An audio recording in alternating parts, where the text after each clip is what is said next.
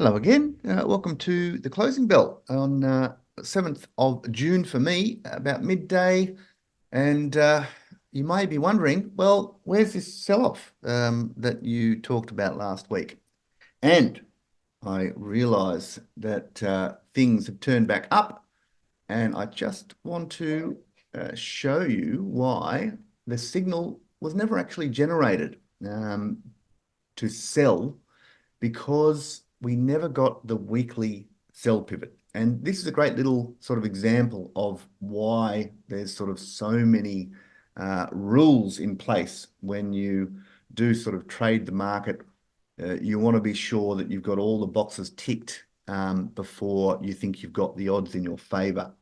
So looking at last week's trading, just want to point out when I did that video last week, I was sort of waiting to see whether we'd get the sell pivot. And the sell pivot being when markets are going up, marching higher.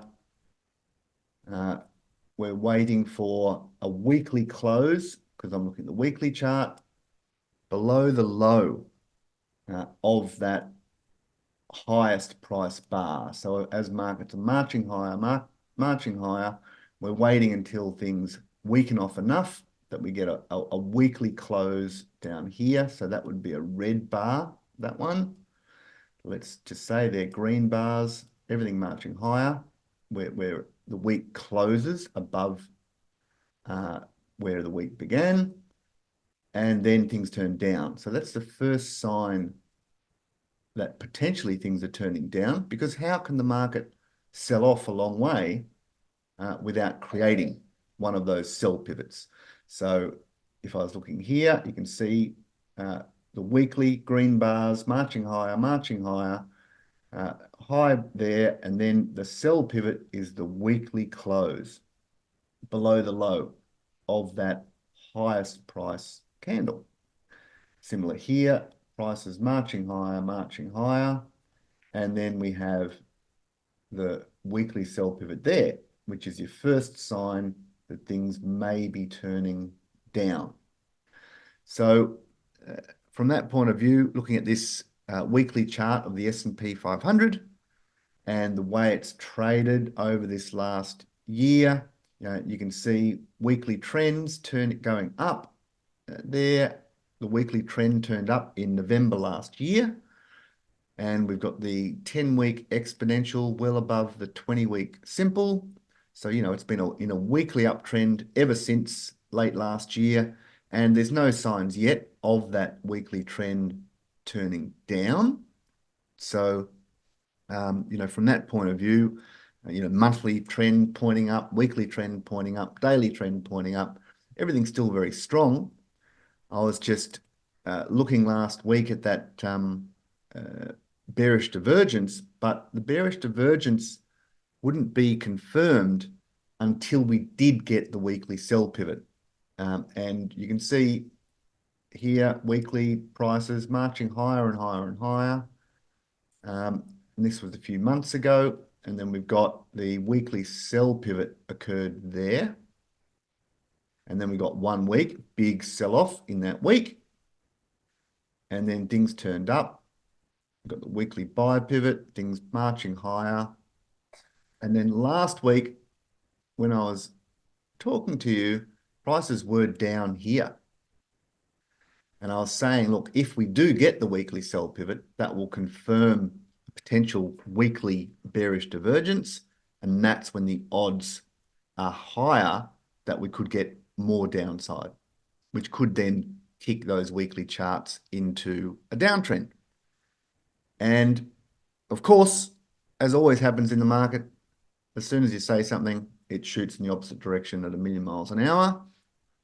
And you can see there that last week on that Friday night, prices raced higher and closed here, which is above the low of that highest price in the move over that last month or two. So the weekly sell pivot wasn't confirmed. And you can see that that sort of a thing can really keep you out of danger. because you're forcing the market to tell you that it is weak enough to create that weekly sell pivot. And if it's not weak enough to do that, then you're not entering any bearish trades. So that's an example there where you've been saved by the bell. Right at the end, it said, no, it's not weak enough. So back off and wait. Now, that doesn't mean that prices aren't going to, shoot here and then create a weekly sell pivot in a few weeks or a month. And then that bearish divergence could end up playing out. But for now, everything's pointing up, isn't it? Marching higher, bouncing off the 10-week moving average. Weekly trend is up. And of course, we know that the monthly trend's up as well. So, it's at the all-time highs. So that last week was just, still, I stand by what I said, but we just didn't get the confirmation last week on that signal, which is fine. You then sit and wait until you do get the signal. So we've had, interest rates going down over the week. We had the European Central Bank, Bank of Canada. So everyone, getting a bit excited. Bonds rallying. So I think that's an important thing to look at. The market's been so dead for the last 4 months, like really the volatility absolutely gone. It's been, just good luck trying to make a lot of money in this market when things are just plodding along sideways. But if we just have a look at those bonds quickly. So this is those weekly, the monthly chart of the US 10-year bond yield chart. So again, yield going up means price of those bonds going down. So this is sort of a really big sell-off in US bonds, with rates going from near 0 up to 5% over the last few years. And the market has been in a quandary. Is inflation done with, or is it still a problem? And, could rates head higher? Are we at the peak of the cycle? It's really been a head scratcher for the last few months. And that's why markets have just been umming and ahhing and not doing that much. And I've said to you recently, that's why I've got on a few months ago, we had this range in the US 10-year bond yield chart. And I'm basically looking at that range and have said, look, if we do get a monthly close below the low of that range, that will create a monthly sell pivot again, which would be, bullish for bonds, saying that yields could fall. And really, if it broke out above that 4.7% region, it was looking pretty bearish, with rates going up and, bond prices going down and, going to retest potentially that 5% high in yields, which is the highest rate seen for many years, like a decade. So it really is in that touch and go sort of environment where, we know that it's probably near the top, somewhere around here, that inflation will sort of be dealt with and rates will start falling. But we do know that the long-term trend in those yields is still higher at the moment. So, until we really get that shift, which you can see back here, rates dropping dramatically. And I've shown you before the, how good my sort of trend on that monthly basis, that 10-month exponential versus the 20-month simple, but it has been just as a general idea of, are we on the verge of rates really dropping? As you can see there. So you can see we're not quite there yet, but we are in an environment where things can rapidly change and things can really drop fast. So it's sort of similar to a situation, back here where, you're probably near the top of the cycle, but the rates stay high for a while. And then, well, in this situation back in 08, something broke with the higher rates, and property market went into meltdown, and then we got the crash in stocks as well as rates falling. So potentially commercial real estate or something could blow up, I guess. But maybe it'll be better. Maybe they'll just start lowering rates. Inflation will come back off, and rates can fall and really drive stocks higher. So that's really the quandary for the market right now. And a few weeks ago it was all sort of bearish, and then all of a sudden it's bullish, and now we've got the Bank of Canada and ECB lowering rates, which is interesting. So this is why we're watching this so closely. And if we get that monthly close in the US 10-year bond yield below 4.2%, it's just a time to be thinking through, what maybe gaining some interest rate exposure. And especially if we do get the long-term trend going down in those yields, then it'd really be a starting gun. And just think, rates above 4.5%, 5%. If something does break, we know that economies are slowing down. The GDP in Australia this week, one of the lowest for years. We know retail falling off a cliff. Most of the growth is in our gas bills and our bills at the supermarket. We know that. So, it is a situation where things are slowing down because of these high rates. And, maybe we're going to see things slow down more, which could be a bit of a problem for stocks. So then we sort of go back to that feeling of, do we see falling rates and falling stocks if economies keel over, or falling rates and rising stocks?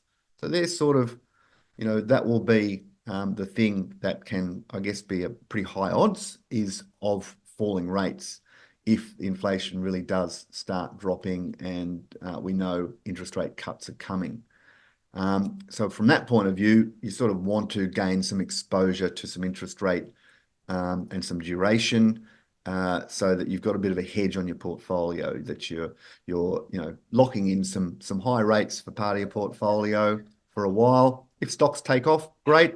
If bonds are rallying and stocks are rallying, we're all happy. But if stocks are getting crunched and rates are rallying, at least you've got that exposure, you've got capital appreciation on your bonds, and you've locked in some pretty high rates at a risk-free level anyway. So that this is the sort of big opportunity, I guess, that's around if you can time it right. I backed off from it just recently because of this big sell-off in bonds that we've seen over the last few months. It's like, ooh, watch out here.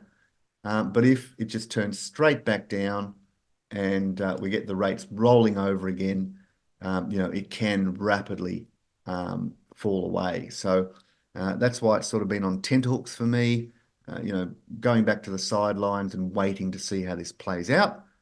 So I'll be watching that at the end of this month for sure, where those US 10-year bond yields finish, and we'll let you know if I reckon, look, it's time to start locking in some nice high rates and getting your portfolio sort of set up for what could be coming next, as far as do economies really slow down, or does something break in commercial real estate or whatever.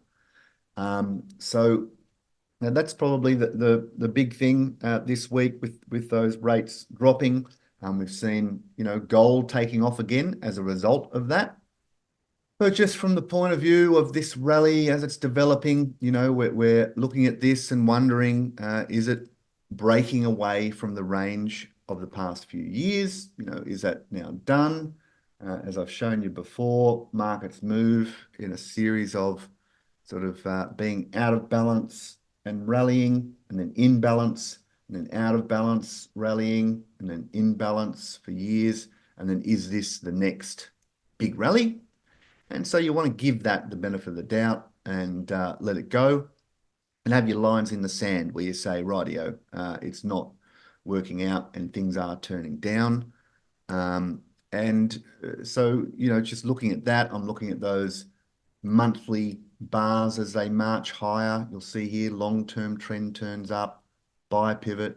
I look at the key bars when you get a monthly close above the high of the buy pivot. You're just sort of going along, looking at these key bars as they march higher. And, saying as long as they're holding, the trend is strong and looking good. Um, Really, I'd say there's plenty of support now at the spot where it used to be resistance. So that's down around 2100, I've been saying. And also, you're looking at that 10 to 20 month moving average. That's sort of the mean reversion. If we look at the way trends develop, getting away, back to the mean, getting away again, back to the mean, getting away again, back to the mean.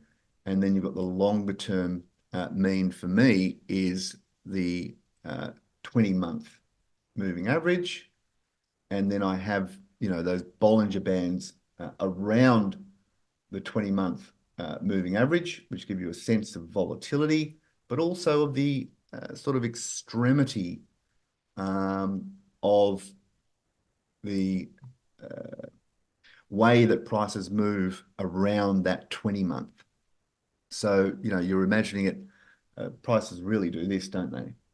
And what you're looking at is like a mean, around that, if you're looking at linear regression or something like that, and, prices get a bit ahead of themselves up in this zone, and they're oversold down in this zone.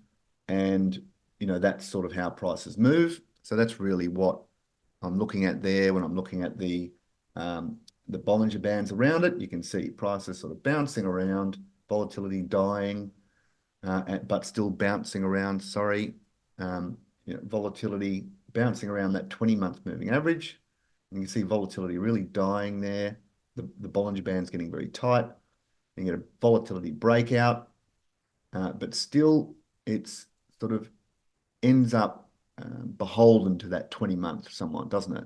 And we do get the big clear out. And that's usually the big clear out is, failing below that 20-month moving average. That's when, everyone thinks it's all over and back to support and then turns back up again and off it goes, trending to the upside. So that's sort of the big picture that you try to keep an eye on so that you're not getting shaken out too much, or that you're looking for opportunities when everyone else is getting scared, as I've showed you.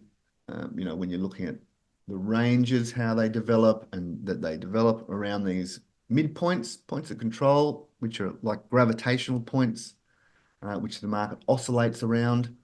So if the market's trending higher, I'm looking for those false breaks. I'm looking for prices to fail below support, which creates lots of stop losses going off, everyone running away from their trades, and then you'd see prices turning back up, the monthly buy pivot. And if you go back to my videos, you'll see that I picked up on this at the time, told people about it.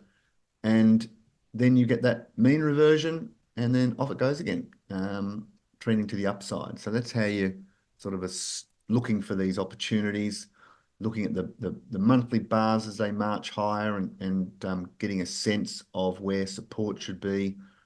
And so that's, at the moment, there's nothing bad to say about it. But big picture, gold prices can sell off quite a long way and still look fabulous. So just, being aware of that as it goes along. But also, being open to the idea, if rates are going to be dropping, does gold just continue on its merry way? It can do that. You'll see when prices really trend, bouncing off that 10-month all the way, just marching higher and higher and higher. And, that can go on for years. So, allowing it to do what it needs to do. hopefully you'll remember, I did give you a trade idea a few months ago in Resolute Mining, I think around 43 cents, which was only to you, people watching this closing bell video for free. I gave you two stocks that I thought could play catch up if gold was going to head higher. The other was Regis, which is still holding in there, but quite weak, still not loved by the market. But Resolute Mining, up around 57 cents. So I gave you that at about 43 cents, and that was less than 2 months ago. So that's 32% returns in the last couple of months if you had jumped on that, which is not bad when you're watching this for free, I don't think. I did also look at Talga, so you always look at the good and the bad. Happy to do that.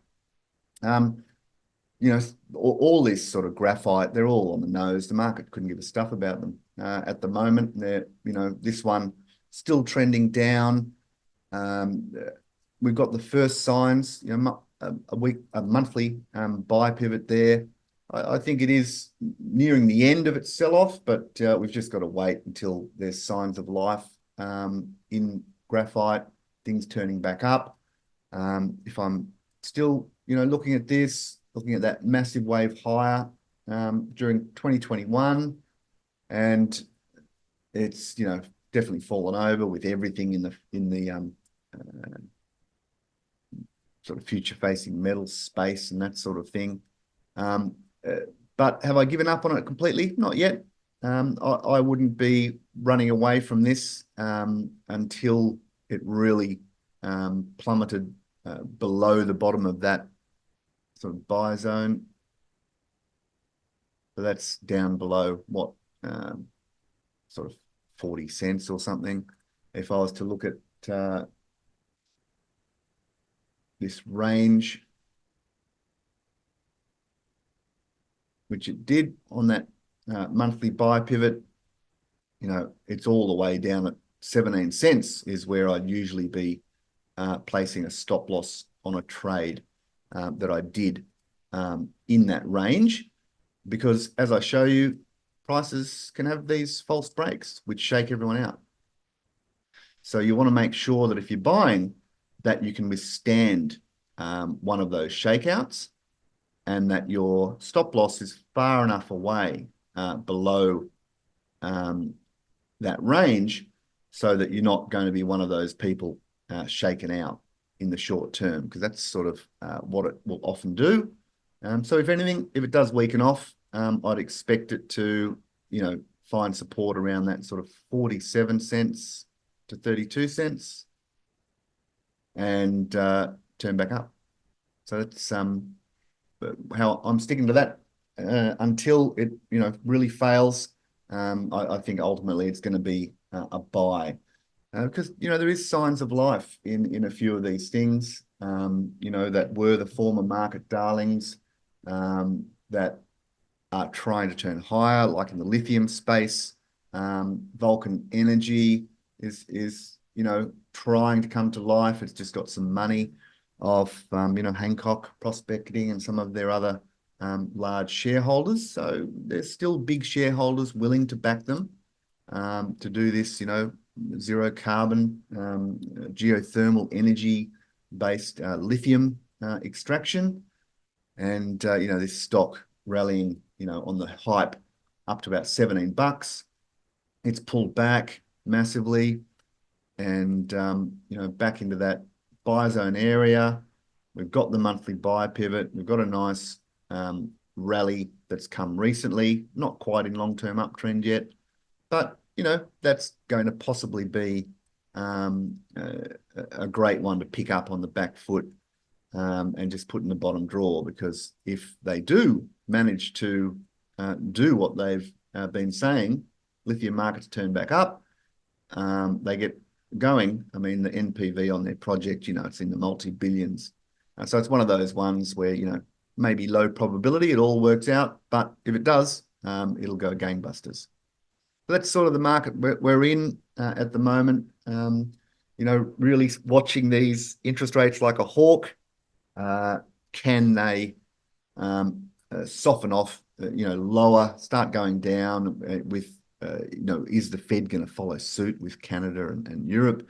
And inflation numbers come off the boil, also growth coming off the boil. So, there's just increasing odds that rates will be falling sooner than later. And, does that ignite stocks higher? And what is that opportunity for you also getting long bonds in some way or form? All right, cheers. That's enough for this week. I'll come back with more next.